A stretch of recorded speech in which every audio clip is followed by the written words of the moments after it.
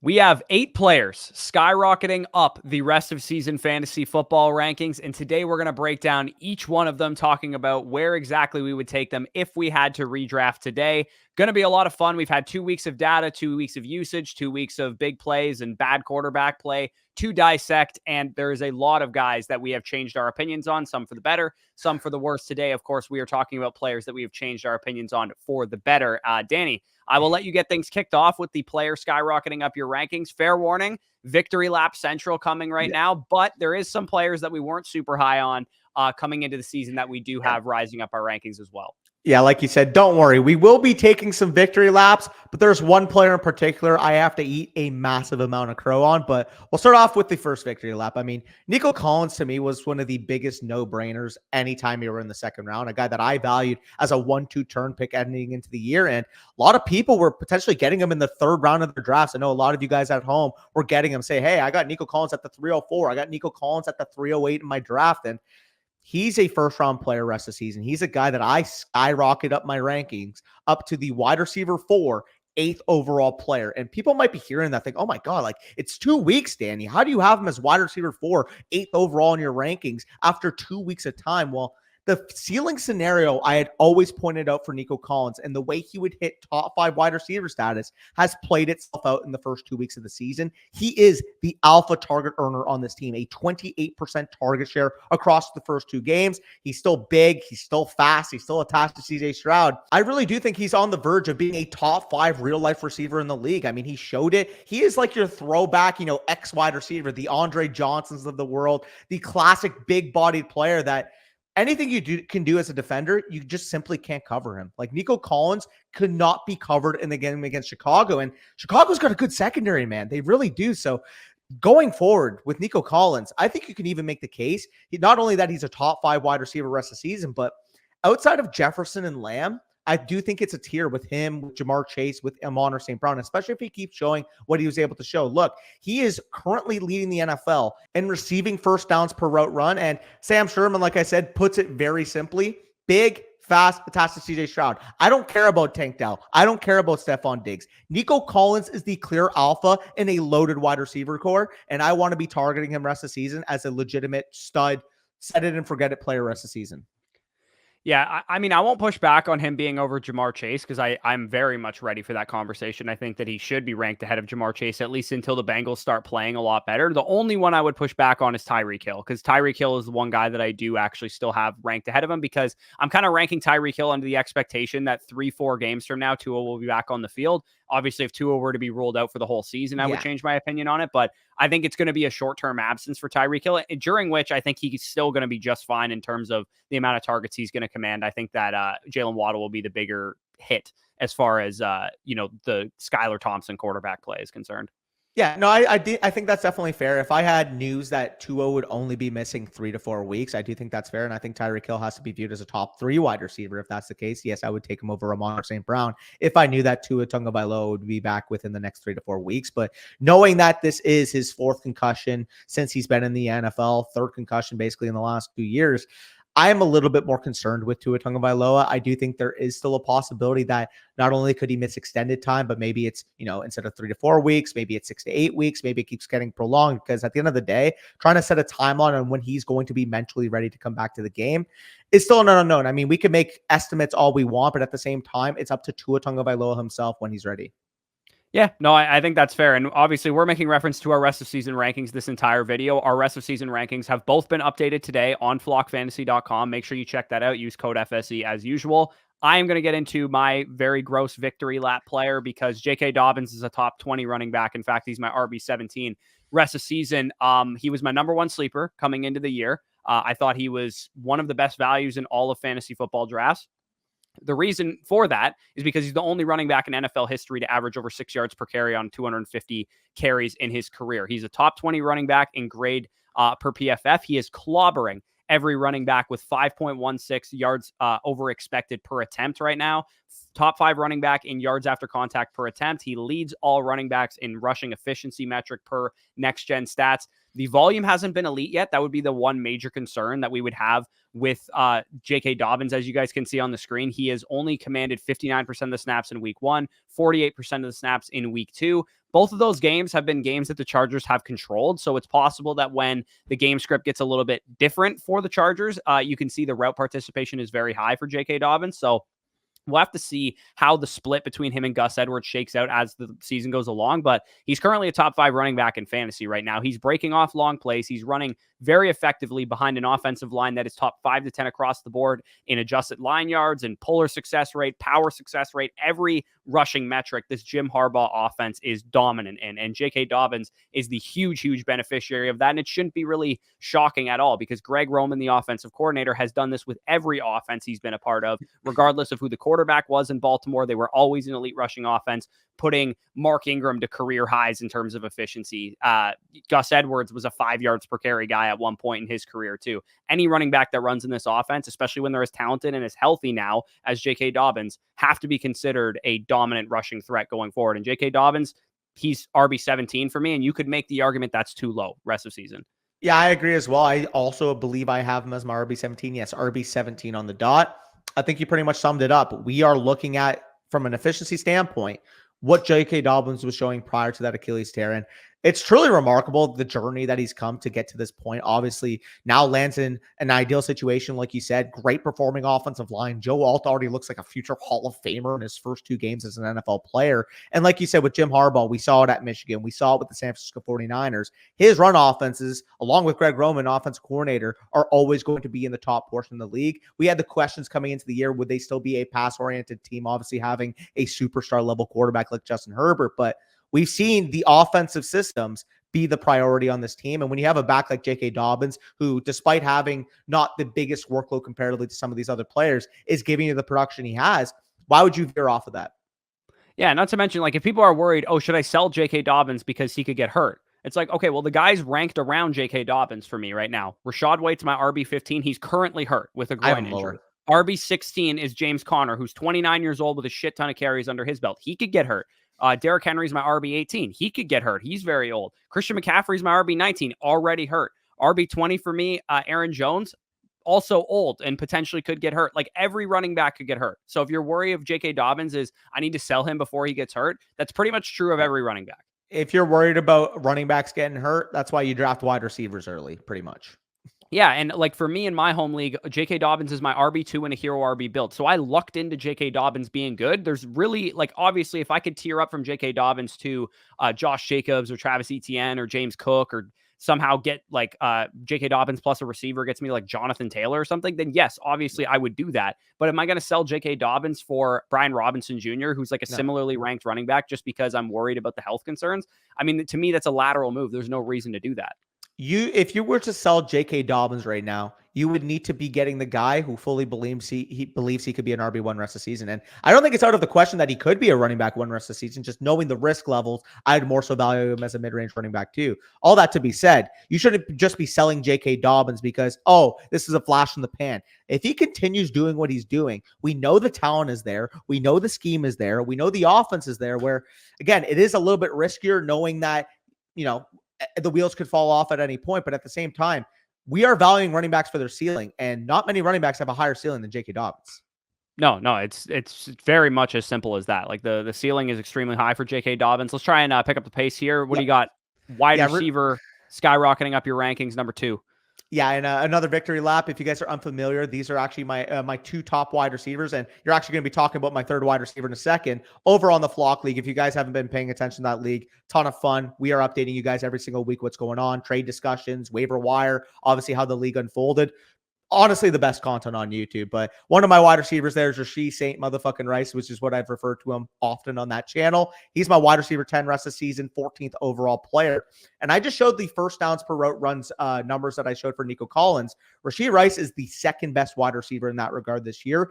He is the optimal safety blanket for this offense. And we've seen in the past, obviously, the Chiefs offense relying upon Travis Kelce to give you that intermediate production, but we have seen a shift. I mean, I still think Travis Kelce will see better days moving forward. While Rashee Rice has overtaken Travis Kelce so far this year as that intermediate option for this offense, we've seen Patrick Mahomes rely on him early and often so far in the first 2 weeks. And the yak skill set he brings to the table, it really reminds me of what Michael Thomas was doing for the longest time with the Drew Brees New Orleans Saints offenses, being that intermediate threat, getting the ball in your hands, you being able to use your after catch abilities. But we saw even a change in this week against the Cincinnati Bengals. Rashee Rice burned Cam Taylor-Britt on a 45-yard go ball in this game. And when I saw that happen, the first thing I thought of was, oh, Happy learned how to putt.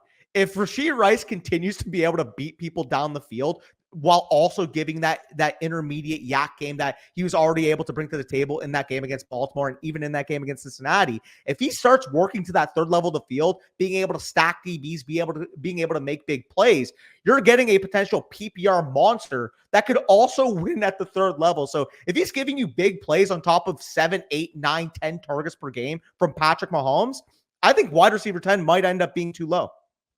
Yeah, and I'm going to cope a little bit in the flock league because I have Travis Kelce. So I'm really hoping that Kelce bounces back and starts to be a contributing part of this offense. I mean, he had a 40-yard play that got called back on holding or whatever it was. But I do agree, like, at the very least, Rashee Rice and him are now kind of splitting that role as the chain mover. And like you said, very encouraging to see him actually get used downfield, because the one thing that you couldn't say about Rashee Rice's rookie season is that he won downfield. He was very clearly a short to intermediate target. And if he's going to take that next step as a player, that would obviously be great news for everybody who drafted Rashee Rice. I drafted him in one redraft league. You, of course, drafted him in the flock league as well. So, yeah, definitely a draft pick paid off. If you guys took the risk on him and drafted him in the 6th round or whatever because he fell because of the suspension risk or whatever, if we redrafted today, he'd be like probably a 2nd round pick. Yeah, 1-2 turn, honestly. Again, 14th overall where I have him. If somebody is a little bit more concerned with the Kelce bounce back, that's fine. But the other underrated factor is even if Kelce bounces back, Marquise Brown out for the year is huge for this offense in terms of the receiving weapons. Xavier Worthy gets a bump. Obviously, Rashee Rice, Travis Kelce on the other side. Isaiah Pacheco also being ruled out for the next 6 to 8 weeks. We've seen the Chiefs operate at a negative 1% pass rate over expectation to start the year. I'm telling you right now, we're going to see prime Kansas City Chiefs numbers starting this week with no Isaiah Pacheco in the lineup. Yeah, over the last 4 years, Patrick Mahomes has averaged like 37, 38 pass attempts per game. He's averaged 25 through the first 2 games. So, like, we're seeing a major, like, without Pacheco, they're going to throw the ball quite a bit, and especially in the red zone where Rashee Rice and Kelce and all those guys are going to make their money. My number 2 riser, skyrocketing up my ranking, comes from my favorite team, Chris Godwin, wide receiver of the Tampa Bay Buccaneers, wide receiver 19. What's going on? For the record, you have him listed as wide receiver 19. I think you're too low on him. I have him as my wide receiver 14 rest of the season. Yeah, I mean, I tend to think that both Evans and Godwin are going to kind of yo-yo weeks a little bit more than we've seen so far in terms of like target share. Like, obviously, Evans got the 2 touchdowns in week 1, but I think they're going to yo-yo weeks a little bit. He's a top-graded wide receiver in the NFL through 2 games. He has a 91.1 PFF receiving grade, 3.92 yards per route run, which ranks 3rd behind only Rashid Shaheed and Justin Jefferson. Baker Mayfield is top 5 in yards per attempt, number 2 behind Derek Carr right now, and he's top 5 in adjusted completion percentage, and he's literally playing like an MVP candidate. I know last week they had a tough game against the Lions, and Aiden Hutchinson had a day, but we were without Luke Gadecki, who's our starting right tackle, and it very much showed in the pass protection was tough for Baker, and he kind of just had to run for his life a little bit. Scheme-wise for Chris Godwin, I mean, Liam Cohen has this passing offense as good as I've seen it in my life, honestly, like, especially going back to like the 2019 year where Bruce Arians was the first year in that offense. He was actually calling plays that year for the most part. And 2, Chris Godwin had the best season of his career. He was a top 5 fantasy wide receiver. He was healthy. He was doing exactly what he's doing right now, which is catching downfield passes, making people miss after the catch, using that bully, big slot, Cooper Kupp kind of role that Liam Cohen has brought to this team. And right now, if you look at like regression candidates, Chris Godwin was on the other side of this every single year. Based on his usage, based on his expected fantasy points per game, we were always saying Chris Godwin's underperforming. Chris Godwin's underperforming. Right now, him, AJ Brown, Nico Collins, those guys are on the overperforming side of things. And again, you generally want to buy low on underperforming players, but for the most part, you want your players to be on the overperforming side. It means that they're above average receivers. It means that they're playing at an elite level. All the best fantasy wide receivers every single year are overperforming. I mean, people want to cite regression all the time. Well, there's a reason why Tyreek Hill most years breaks these charts, because good players produce in fantasy. And Chris Godwin, this is the best, like you said, we've seen him since 2019. He is tailor-made for the role he's playing in this offense. You mentioned I view him as Chris Kupp. I view him as Cooper Godwin. That is what I view Chris Godwin as being for in this offense. Like you said, Liam Cohn coming in, massive, massive hire. And people want to cite, Dave Canales, such a sharp. Yeah, his Panthers offense is really Big making sharp. waves over there in Carolina right now. Liam Cohn is the true sharp. He comes from that Ram system, worked with McVay hand in hand, obviously did his thing with Kentucky as well. I am really excited for this offense moving forward. Like you said, or like I said earlier, sorry, I have him higher than you do. I have Chris Godwin as top 15 wide receiver. I still believe he's the talent that we saw in 2019. This is the healthiest he's been since that season, and this is the best usage we've seen. Not to mention, again, wide receiver 14 feels like I'm kind of hedging right now because, you know what? Like, let's wait and see a little bit more. The way he's being used right now, if he had a Cooper Kupp 2021 season, I honestly would not be shocked. Yeah, and I'll move him up if he has more big games and such. But I still view like a true alpha like Chris Olave, Devontae Adams, or For DK sure. Metcalf slightly ahead of Chris Godwin. I have Evans and Godwin at 15 and 19 respectively. So again, I'm kind of hedging with both of those guys that they're going to kind of yo-yo weeks and be very solid mid wide receiver twos all season long. And it's difficult to have two guys be top 20 wide receivers on the same offense, especially the way that the offense is running right now. Like, we're actually pretty balanced. It's not like we're just throwing the ball all over the yard. So I will say with Evans and Godwin, they're both locked and loaded starts every week, but I'm a little bit concerned that neither of them are going to have top 5 ceilings. Like, as we've always known with these two guys, it's like they cannibalize each other to some degree. Yeah, I mean, I do believe in it a lot more this year with how Mayfield has been playing, with how Cohn's been Yeah. running the offense. And, maybe with Rashad White banged up, they do lean more in terms of their pass rate over expectation. But overall, it stonks up. You want pieces of this offense. The Bucs were a team that we maybe projected as a middle end, potentially top 20-ish offense. It looks like you guys are well on your way to being even a top 10 to 12 unit, to be honest. Yeah, no, if they keep playing like this and we get a little bit healthier on offense too, especially on our offensive line plays a little bit better, like, yeah, there's no reason why they can't be a top 10 offense this year. So one offense that maybe just having good players matters for as well is Brock Bowers and the Las Vegas Raiders. Yeah, he is the biggest riser at the tight end position. And you guys are going to hear me right now straight. He's my tight end 2 rest of the season. He's my 32nd overall player. I know Corey's probably thinking about that. Like, oh my God, you're trusting the Raiders offense as your tight end 2 rest of the season. I understand there is pessimism around that, but we had some slight concerns coming into the year that maybe Bowers, coming into the year would be hampered a little bit, wouldn't get that full usage. And you would be right so far. He hasn't played in above 80% of the team routes in the first 2 games, which makes what he's doing even scarier. 27% targets per route run across the season thus far, despite playing in less than 80% of the routes each and every game.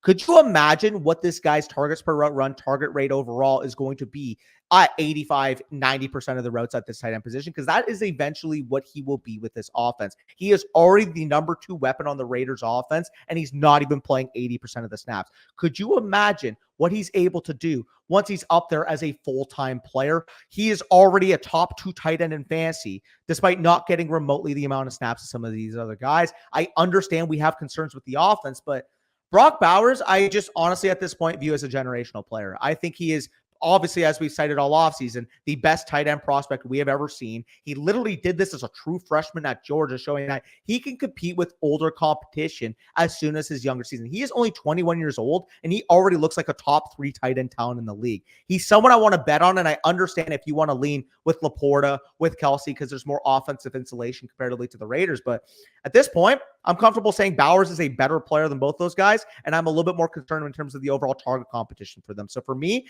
I am getting what I view as potentially even a better talent in a situation where he is a clear top 2 target on his offense. The offense overall has not mattered, and like you'll make the case for with Malik Nabers, when you have an elite enough player, offense matters for, solid talents, good talents. For superstar level talents, man, they're going to produce regardless of the offensive situation, and I think Bowers is a superstar level talent. Yeah, and I mean Adams is too. And when you have 2 superstars on one offense, it's like your floor as an offense gets raised significantly. It's not like we were going in with Brock Bowers being like, "Oh, there's guys who can earn targets like Deontay Johnson or something in his offense." It's like there's a guy who shifts the way defenses play against you in Devontae Adams. That's not just a target earner, that's a dominant alpha, and that helps Brock Bowers quite a bit. So that's kind of the difference between a guy who just has target competition and a guy who's in an offense that has a dominant alpha like Devontae Adams. I have him tight end 4, so I would prefer Kelsey, McBride, and Laporta still. For sure, And that's fair. again, I can get there with Bowers, like to tight end 1 or tight end 2 or tight end 3 rest of the season after another week or two. If Kelsey's disappointing, I'll definitely move Bowers ahead of him. If Laporta still continues to be kind of like an ancillary piece, I'll definitely move Bowers ahead of him. McBride's been pretty consistent so far. I mean, he fell on a touchdown for a fumble or whatever, which helped him, but he's also been commanding the targets, and he obviously was really good last year too. So it's tough, man. They're all pretty close for me, and even Kittle and Andrews and Pitts and those guys still have some upside to be better than they've been. The tight end position is so weird right now. It's so wonky right now. You could convince me of 4 or 5 different guys being tight end 1 rest of the season. You could convince me that Pitts is totally useless or he's a top 5 buy low. You could convince me that Kincaid is totally useless or a top 5 buy low. Like, there's a bunch going on with this position group right now. The one thing that we do know for sure is that Bowers is living up to every inch of his prospect profile because he was absolutely dominant as a prospect and he looks dominant as a rookie. Yeah, I think you labeled it perfectly. There's like a range of guys that all kind of have their concerns right now. And I do have McBride at 1 because I do think so far he's shown that target commanding ability. And I really do believe in this Cardinals offense. But I mean, outside of that, like you said, with Bowers, you still have, the Raiders offense could very well fall on its face. Kelsey, older player, maybe he is usurped in terms of the target hierarchy by Rashee Rice. Sam Laporta, Jameson Williams, a breakout that we didn't even anticipate coming into the season. We said it's going to be Amon-Ra, it's going to be Sam Laporta. That is going to be the concentration of this offense. But with Jameson Williams legitimately showing to be potentially even a top 24 to 30 receiver rest of the season, you do have to impact the ranks. So again, that is the minute difference. I think you can make a case for all these guys, but I love what I've seen from Brock Bowers. I think he very well deserves this number 2 spot at this point. I think you can also make the argument that Andrews is like, I have him tight end 6. You can make the argument that's too low for him because Isaiah likely fell right back down to earth in terms of his overall route participation this week. Yeah, and Kittle as well. With Debo going to be out a couple of weeks, McCaffrey's going to be out for extended period of time. Like, I would say that the elite tight ends, quote unquote, are going to kind of correct themselves over the next couple of weeks. And maybe it's just copium still having Kelsey at 1, but I do believe that he is the one that is definitely the biggest buy low and also potentially still could be just the same tight end 1 rest of season that we've always known him to be. You mentioned Malik Nabers. He is the next player for us skyrocketing up my rankings. I have him at wide receiver 12. We were aggressive on Malik Nabers coming into the year. Like, we had him in the 3rd round, early 3rd round for the most part. A lot of people didn't want to take him until round 4, round 5. On Underdog, I have a huge bag of him, even though he was basically a 2-3 turn pick. Over there, the whole passing offense is Malik Nabers, legitimately. Like, he's the whole passing offense. He's tied for 2nd in the NFL in targets right now. Cooper Kupp is actually in 1st. So among active receivers that are healthy, he is tied with Amon-Ra St. Brown for 1st in targets in the league in his first 2 NFL games. People are looking at that. They're like, oh, he's got a lot of targets. It's like, dude, this guy's in his first 2 NFL games and he's 21 years old. He's a top 17 receiver in PFF receiving grade. By this point in Justin Jefferson's rookie season, he hadn't even beaten Olabisi Johnson out yet. And we got Malik Nabers leading the NFL in targets at his position. He's top 12 in yards per route run at 2.5. This is a wide receiver 1 moving forward. I have him wide receiver 12. That might end up being too low. I've seen people on Twitter claim that he's a top 6 receiver rest of season. You could definitely make the argument for it. I'm not going to go as far to say as I would take him over Jamar Chase or something like that, but give it a week or two, and maybe that's the case. Daniel Jones is averaging 5.2 yards per attempt and grades his QB 20 in PFF passing grade right now, and yet Malik Nabers is still doing this. Like, it doesn't matter. Like, Daniel Jones could be as bad as we all think he is, which is like the Giants are a middling below average passing offense, but just as I said for Devontae Adams, when you can command a 69% target rate across 26 routes in your 2nd career NFL game, you are special. You are completely special. Like, there's no way that you can argue that Malik Nabers is not both a ceiling and a floor raiser of this offense. Last year, with Tommy DeVito, who lived with his mom, Daniel Jones was out by week 6 with an ACL tear. This offense was unwatchable. With Malik Nabers, Daniel Jones is still bad, but Malik Nabers is so good that he just dominates the targets. It's still so wild to me that we saw Justin Jefferson break the rookie receiving yards record. Then Jamar Chase beat his record. Then Puka Nacua break his record. And people were still adamant that you couldn't take Marvin Harrison in the 2nd round. You couldn't take Malik Nabers in the 3rd round. It's still wild for me to contextualize that. There was a reason that these prediction that the rookie receiving yard record was going down for the 4th time in 5 years. I literally said, I'm like, Marvin or Malik, one of these guys is going to break it. Yeah, and I think he's well on his way to doing it. I mean, the fact that you can have a 10 for 127 with 18 target type of game, and when you get asked about the game after the fact, the one thing you say is, I let my team down because I dropped that pivotal pass on 4th down. That's how you know the guy's a superstar. Like, the guy's not focused on, oh yeah, I did everything for this offense. I had a 65% target share. I need everybody else to pull their weight. No, he put the onus of the game on him because he realizes that he is the one player in that offense that can make a difference in terms of the impact of the game. With Malik Nabers, he is already a superstar level talent. I'm going to go on record now. I love Brandon Ayuk. I think there's a very real possibility by the end of the season, Malik Nabers is viewed as Brandon Ayuk with more natural open field ability. Yeah, like I have him 12, like I said. AJ Brown's at 11, who's hurt for the next number of games. So you could make the argument he should be ahead of AJ Brown. Marvin Harrison is at 10. I mean, obviously there was a toss-up between these two guys during the NFL draft process. Rashee Rice for me is at 9, Brandon Ayuk at 8. I am coping a little bit with Garrett Wilson at 7, but there is a very legitimate possibility that Garrett Wilson after this week will be behind Malik Nabers as well. And Ayuk, if he doesn't have a great week, could be as well. Like Nabers very well could be a top 6 to 8 wide receiver for the rest of the year. This is a like buy high right now. Like you should be buying high on Malik Nabers. Yeah, no, I'm completely on the same page right now. I think Malik Nabers is a superstar, and this offense can only get better. This offense has produced what, 18 points and 6 points in the first 2 games of Malik Nabers' career. And Malik Nabers is averaging 20 PPR points per game. Yeah, no, he's a freak show, man. He's literally the wide receiver 3 in fantasy on like one of the worst offenses in the NFL. Like this was precise, like just like Nico Collins. When we were on Malik Nabers, we totally recognized the Giants might not be good. This was the thesis. Like, the thesis was that he's so good that it doesn't matter. That was the thesis for Malik Nabers. I think I've said chicken or egg situation when it comes to Malik Nabers probably 20 times this offseason. And yeah, like it's not comparable to say, oh, like you look at what happened to Terry McLaurin on playing on a bad team. Like Terry McLaurin can't even hold Malik Nabers' jock strap. He's so much better than him. And that is shout out all the McLaurin hive that was in the comments when I called McLaurin one of the busts of fantasy. I'll take another side victory lap in this video, but let's take an L now. Let's take an L with your 4th riser here. I've taken some victory laps. I got to take an L here. Like you said, like, I mean, this is one of my biggest fades entering the year. This is a guy that I cited as being washed up. This is a guy that I cited as being in a bottom 5 offense. And neither of those points have looked remotely on par so far. Alvin Kamara, running back of the New Orleans Saints.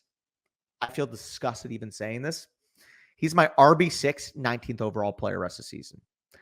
Everything I have needed to see from Alvin Kamara, the efficiency is back. The 3-down profile, workhorse profile on what is the most shocking offense in the NFL. Clint Kubiak will be an NFL head coach next year, whether it's with Chicago, maybe Dallas if the Mike McCarthy experiment doesn't keep working. Who knows? He will be a head coach next year because this offense is currently the best offense in the NFL. Now, do I think they're going to finish as the number 1 offense? That remains to be seen. But at the very minimum, they look like they're on pace to be a top 5 to 10 offense in the league after I said on record that I thought they would be closer to a bottom 5 offense and Dennis Allen would be fired midseason. The Saints look like one of the best teams in the NFL. In fact, according to Baldwin, they are the best team in the NFL right now, and it is not particularly close. They are top 2 in defensive EPA, but more specifically, they are the number 1 offense in offensive EPA. If Alvin Kamara is a workhorse 3-down running back on a top offense that will also be in good game scripts because the defense on the other end is giving him opportunities to get those carries between the tackles for Clint Kubiak's awesome Shanahan-type scheme, I'm eating crow, man. Alvin Kamara looks great. He's in a great offense. And the only reason why he's at RB6 for me is that there's still concerns as an older running back compared to some of the younger, fresher guys. You can even make the case that based off what he's doing right now, if we're more confident on him staying for the rest of the season, you can make the case upwards of RB3, RB4 rest of the season, in my opinion. I don't think that'd be too high. I really don't. Yeah, Kamara. So both of like it's weird because you've gone like full pendulum swing on Kamara. I'm ready to do I was it. more even. I've been more even keel on him before. I wasn't like totally against him going into drafts. Again, I called him a dead zone running back for the most part. So I wasn't like super in on him. But I also haven't raised him as much as you have. I have him RB10. I would still rather have Josh Jacobs. I would still rather have Travis Etienne. I would still rather have James Cook, which I'm sure you disagree with. I can't see that at all at this point. The reason I say that is because I do think the Saints could come back down to earth the next couple of games. Eagles, Falcons, Chiefs, Buccaneers, the next 4 games. Those are all very high measuring stick. We said that about the Cowboys. I tend to think that the Cowboys had a bad outing in this game, and the Panthers are a complete and utter tire fire in the first game. it's impossible for me to be unbiased on this team. I can't stand the New Orleans Saints. I absolutely can't stand them. But I do think that in the next couple of weeks, it is possible. I'm not saying it's likely or that it's 100% going to be the case. It is possible that people are going to regret that they didn't sell Alvin Kamara at this point in time. Well, I mean, the market for him, if you can get top 5 running back prices, which I think he very well could at this point, he's averaging, I think, 33 PPR points per game. That goes without saying. Like, if you can get Gibbs, Barkley, Bijan, Breece, Achane for Alvin Kamara, I think that goes without saying. I actually think it's possible, though, that people are regretting that they didn't sell him for, like, James Cook, Travis Etienne, Josh Jacobs. Again, I don't think it's likely. I'm going to eat crow on Alvin Kamara to some degree, too, because even though you were lower on him than I was still, market-wise lower on him as well. I think that he is definitely the type of guy that I would be looking to shop right now and trying to tier up with him. I think what we've learned so far in the NFL offseason is how much scheme matters, and I can't overstate how much of a difference it is going from Pete Carmichael to Clint Kubiak. The offense looks completely different, and you could even make the case with the offensive line getting hurt, Ryan Ramczyk not playing, that they have worse personnel this year. So honestly, this just might be the Clint Kubiak is the next Kyle Shanahan type of appointment. I'm ready to make that claim. Yeah, and again, I still have some reservation that the second Kamara deals with a soft tissue injury, he might not look like the same player. For sure, I have some reservation that Clint Kubiak might not be Jesus Christ. He could literally be just like a good offensive coordinator who does move the needle and makes the offense better. But in the next 4 games, we might see the Saints come back down to earth a little bit. Again, he's rising up my rankings. I'm RB10. He was like my RB15 or something coming into the year. So he's definitely rising up my rankings, but he is currently the RB1 in fantasy overall. And to me, that represents a sell window potentially if you can get to Gibbs, if you can get to Achane, if you can get to Saquon, if you can get to Bijan, if you can get to Breece, like that is definitely when I'm selling. And even Jonathan Taylor, who is ranked slightly ahead of him for me as well. Yeah, the one thing I will fight back is the reason why I do have him at RB6 compared to some of those names you mentioned is I don't really see a scenario where the other guys can finish as the RB1 overall in fantasy. And after the first 2 weeks, I think that's a very realistic possibility for Kamara if he stays healthy. No, it is. And he was RB3 in points per game last year. So this shouldn't really shock any of us. He was on a terrible offense last year, and he was still the RB3 in points per game once he came back. Jonathan Taylor, for example, as a guy that I would sell Alvin Kamara for if I could right now. And I know you probably wouldn't. I definitely would because the Colts right now are currently last in expected fantasy point usage to the running back position. I just don't expect that to continue. I think regression-wise, they're going to use Jonathan Taylor a little bit more. Again, if you want to hold Alvin Kamara and hold that production and be like, thank God I spent a 5th or a 6th round pick on this guy, totally fine with me, but I think it is worthwhile to try and shop him on the open market. Regardless of where you rank him, the crow has been eaten. Yes, we were both too low on Alvin Kamara, and that is definitely not okay. One guy I actually was quite high on was Rhamondre Stevenson. He's the final guy that we're going to talk about in this video. Real quick, it is hilarious how 2 of the players in the trade I made with Mason are just some of the biggest risers in fantasy thus far. Yeah, Nico and Rhamondre, definitely a possibility here. RB14, 43rd overall is where I have him ranked now. He leads all running backs in expected fantasy points per game with a whopping 53 opportunities through 2 games, including 7 of those being targets. Are we expecting this team to be leading a lot like they've been in the first 2 games? They were leading the Seahawks. They were leading the Bengals. Definitely not. And at least maybe not. Like it's possible that they win 6, 7, 8 games and they're actually a half decent operation, but they're probably going to have worse game scripts coming up. And we did see Antonio Gibson be very efficient when he got touches last week. Stevenson, though, is a top 5 graded running back by PFF right now. He leads all running backs in missed tackles forced, and he ranks 12th in yards after contact per attempt with 3.7. This looks like 2022 Rhamondre Stevenson on the field. And Rhamondre Stevenson, as you guys will recall from the offseason, I kept saying, what the hell is different about the case for Rhamondre Stevenson in 2024 as it was for Rhamondre Stevenson in 2023 when we were drafting this guy in the 3rd round? There was absolutely no difference. Jacoby Brissett, upgrade to Mac Jones and Bailey Zappi. And of course, if Drake May gets on the field and plays like we think he can play, that's a huge ceiling raiser for this offense. And right now, despite how good Rhamondre Stevenson has been, he is one of the biggest regression candidates in fantasy football, according to Hayden Winks' chart here. So again, expected fantasy points per game, he is well over 22 half PPR expected fantasy points per game, given the workload this guy is receiving. The Patriots want to run the ball. They can't pass protect, but they're able to run block, which is a weird combination, but we've seen it before. Stevenson's a guy that has to be treated as a top 15 running back rest of the season. You could argue I have him too low. Yeah, I think him, again, there's another running back I will bring up at the end of this video as well that is like an honorable mention, which is like obviously he's going to be a riser, but we have to I have to add some more context.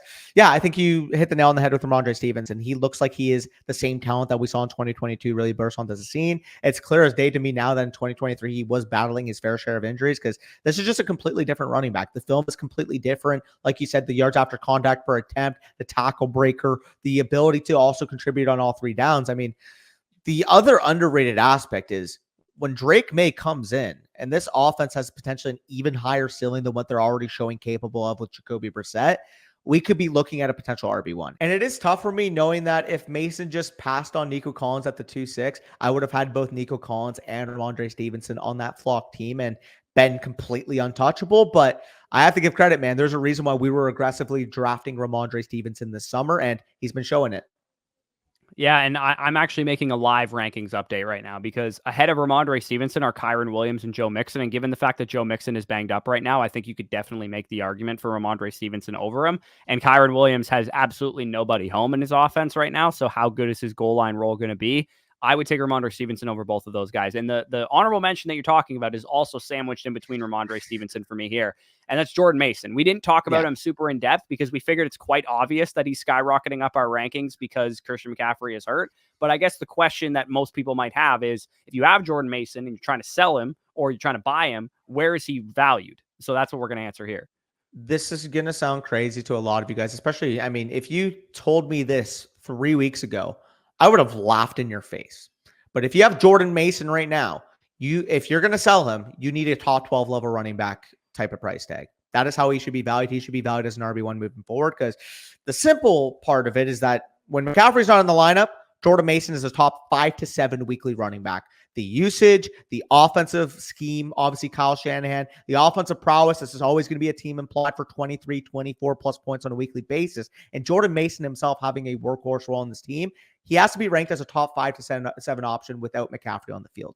Therefore, if I think McCaffrey, and I'm more pessimistic on this, I've been on record, is going to be missing at least 6 games and possibly even longer, I have to be valuing Jordan Mason appropriately. With Christian McCaffrey, a lot of people are saying, oh, yeah, he will be back in 4 weeks or he'll be back in 6 weeks and he'll look exactly like the Christian McCaffrey from before. The Niners have no incentive to rush him back. I think there's a non-zero possibility that the first time we see McCaffrey play this year will be in the NFL playoffs. Even without McCaffrey, the Niners are going to be a team that are going to win 11, 12, 13 games this year. Why would you rush back the running back you are paying $18, $19 million per year to, especially knowing that he's dealing with Achilles tendonitis? And like we saw, like you mentioned with Dre Greenlaw on a past live stream, they rushed back Dre Greenlaw from tendonitis. He ended up tearing his Achilles. They don't want to do that with arguably the most prized asset on their offense. I think you can even make the case with Brandon Ayuk, with George Kittle, with Deebo Samuel, that McCaffrey, what he does to unlock that scheme is so valuable for the playoff time. Why would you rush him back and risk the chances of a re-aggravation or possibly even worse, a tear? So for me, I am fully in on Mason getting way more valuable time, way more RB1 time in this offense than the market is currently anticipating. Yeah, and I have him RB11, so I have him ranked as a top 12 running back rest of the season, even though we anticipate that by week 11, week 12, according to the timelines we've heard. Again, I'm not quite as pessimistic as you. I think around week 10 plus is when Christian McCaffrey will be back.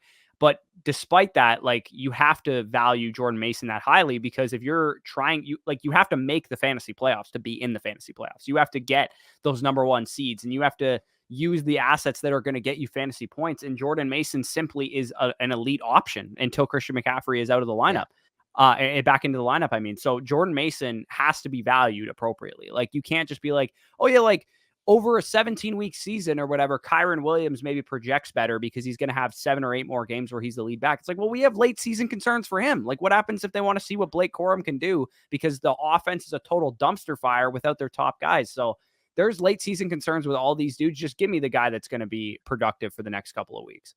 Yeah, and that's how I viewed it as well. I mean, Jordan Mason, if you guys were able to pick him up for free going into the year, I mean, Sal was able to do that in the flock. I want to punch myself in the face every day for not picking him up in every single league that I'm in. I will say, though, shout out, Sal, if you are watching this, you doing that made sure I did not miss it in our FSC listener league, because with Jordan Mason, he was valued so low on the sleeper ADP that it was almost a shock when he got drafted in the drafts, because you had to scroll so far down, that he was always just a guy that was getting added right after the draft. So I remembered when I saw Sal pick them up, I'm like, okay, after the draft in this listener league, I have to make sure I pick up Mason. Got him right after the draft, ended up dropping my last round pick for Jordan Mason, knowing that he was out there. And I'm telling you, I mean, I keep saying this. I do feel for Rob, seeing that he grabbed McCaffrey in the top 2 picks and knowing that I got the true RB1 in San Francisco, at least for the season, in my opinion. Yeah, I'm so glad I fucking drafted Troy Franklin ahead of Jordan Mason with my last pick. Like, God, I want to die after I see that draft board not drafting Jordan Mason instead. Because I actually like wanted to draft Jordan Mason too. It's not like, oh, like I could have drafted him. Like if you look at the board and the fact, no, like I literally almost drafted him. Like he was the other player I was deciding between. Yeah, and I mean, we talked about, oh yeah, Chase Brown, Rico Dowdle, my early season production. It's like if I grabbed Jordan Mason, I actually would have had early season production. Yeah, you would be probably chilling at this point in time. But anyways, appreciate you guys for sticking around to the end. Those are 8 players skyrocketing up our fantasy rankings for the rest of the year. If you want our rest of season rankings, we made reference to them this entire video: quarterbacks, running backs, wide receivers, tight ends, and overalls. Head on over to flockfantasy.com, use code FSE, get a 7-day free trial when you sign up, 30% off any of the packages, and 6 months for free when you sign up annually. If you sign up for an annual membership right now, you also get a free team review, and you'll be covered all the way through the season, all the way through the off season, with our draft guides, our dynasty stuff, everything you'd be covered for one annual subscription, where you get 6 months for signing up for free, or for signing up for an annual subscription for free. So definitely check that out if you guys are interested. Of course, like this video if you enjoyed. Comment down below who's rising up your rankings, who's rising in your leagues. Do we talk about any of your players? Definitely comment all that stuff down below. Subscribe to the channel if you are new around here. Check out Underdog Fantasy as usual, code FSE at sign up and first deposit. Right now, they are running a free pick CeeDee Lamb special. I believe that is today only. So if you want to build out an entry for Thursday Night Football, definitely check that out on Underdog Fantasy's lobby. I believe that's also a all customers thing, not a new customer thing only. So definitely check that out if you're interested. But with that being said, peace out. We'll talk to you soon.